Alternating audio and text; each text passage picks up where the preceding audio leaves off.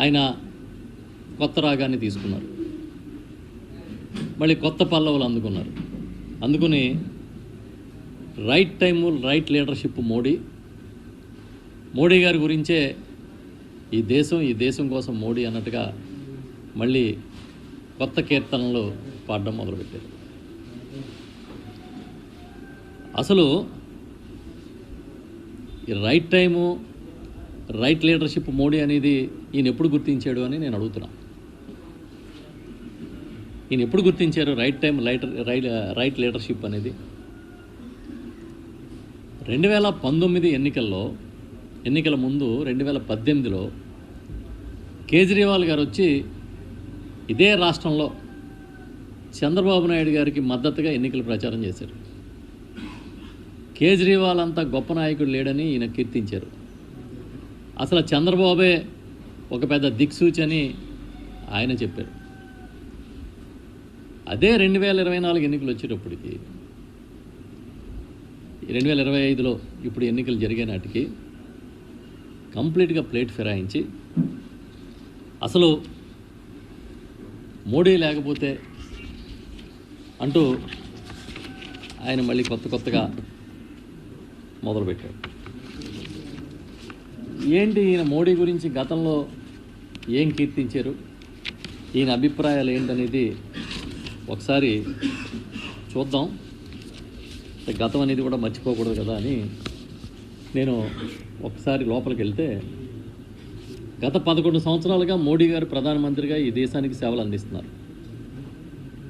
అయితే 2017, 2018, 2019లో ఆయన సరైన నాయకుడు కాదు ఈ దేశానికి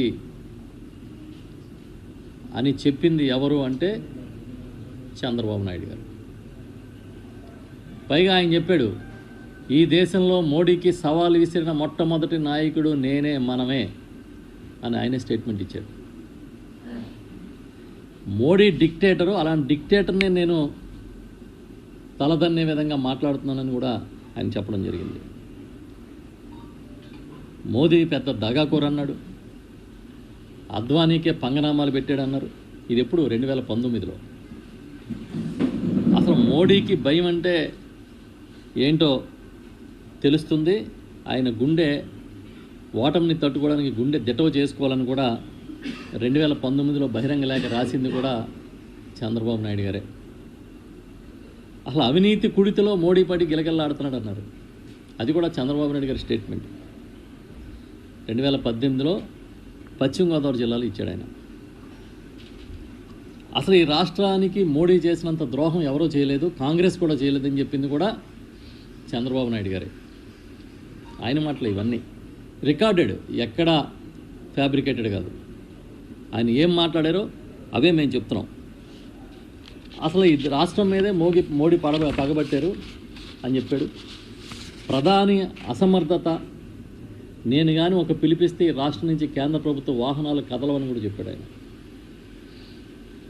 నీ ఆటలు చెల్లవని ఢిల్లీ నడివీధుల్లో నేను సవాలు విసురుతున్నాను అని చెప్పాడు ఆయన. నాతో చర్చకి రా, ఈ దేశానికి నీ వల్ల ఒరిగిందేంటని ఆయనే ప్రశ్నించాడు. దోపిడీదారులందరూ కూడా మోడీని చూసుకుని మోడీ అండతో బయటికి వెళ్ళిపోతున్నారు, ఈ దేశాన్ని వదిలేసని కూడా ఆయనే మాట్లాడాడు. మోడీని నమ్మి మోసపోయాం, ఆయనతో పైసా లాభం లేదు, కేంద్రానికి పద్ధతి లేని పాలన అని 2018లో చెప్పాడు ఆయన. ఇంకా నా దగ్గర చాలా ఉన్నాయి ఆయన స్టేట్మెంట్లు అన్నీ. అన్నిటికీ మించి మోడీ హటావో దేశ్ బచావో అని పెద్ద పిలిపించాడు. ఇవన్నీ ఎవరి స్టేట్మెంట్లు? చంద్రబాబు నాయుడు గారి స్టేట్మెంట్సే. ఎంతో కాలం క్రితం కాదు, ఒక జస్ట్ 5 years బ్యాక్. అలాంటి చంద్రబాబు నాయుడు గారు ఇవాళ మోడీ గారిని పొగుడుతున్నారు. మంచిదే. మీ రాజకీయ అవసరాల కోసం ఓసర వెళ్ళిని మరిపించే రాజకీయాలు చేస్తారని చెప్పడమే మా ఉద్దేశం. పాపం ఎప్పటికప్పుడు ఎవరినైనా సరే కొంచెం అటు ఇటు మభ్యపెట్టే కార్యక్రమం చేయగలుగుతాడన్నాను కూడా ఉదాహరణ కేజ్రీవాల్. ఈ కేజ్రీవాల్ గారిని తీసుకొచ్చి బాబుతోనే రాష్ట్రం బాగుపడుతుంది, అని చెప్పి విశాఖపట్నంలో ఒక ర్యాలీలో పాపం ఆయన పాల్గొని ఒక స్టేట్మెంట్ ఇచ్చాడు. దేశంలో ఎమర్జెన్సీ పరిస్థితి ఉందని కేజ్రీవాల్ మాట్లాడితే దానికి సంపూర్ణ మద్దతు ప్రకటించింది కూడా చంద్రబాబు నాయుడు. ఏంటంటే ఆయనకి మద్దతు ఇచ్చే మీడియా ఒకటి ఉంది. ఆయన ఏం చెప్పినా ప్రజలకు గుర్తుండదులే, మళ్ళీ మనం వచ్చేసి వదిలేద్దాం అనుకునే మీడియా ఉండడం వల్ల ఆయన ఆటలు సాగుతున్నాయి.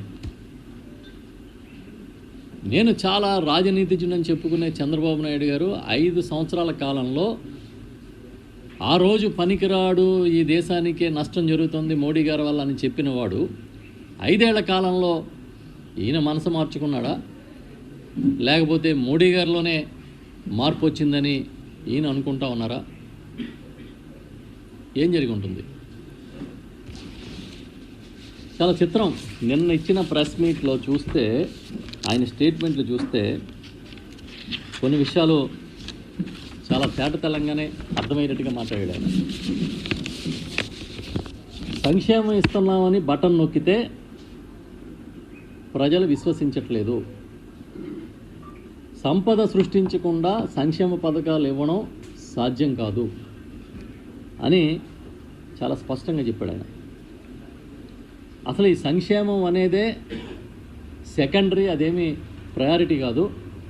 ఒక సస్టైనబిలిటీ రావాలి, స్థిరత్వం రావాలంటే డెవలప్మెంట్ జరిగి సంపద సృష్టి ద్వారా వచ్చిన ఆదాయాన్ని సంక్షేమానికి ఇవ్వాలి తప్ప ఏదో బటన్ నొక్కి జనం అకౌంట్లో వేయడం అనేది కరెక్ట్ కాదు అని తేలిపోతూ ఉంది అని చెప్పి కూడా ఆయన చెప్పారు.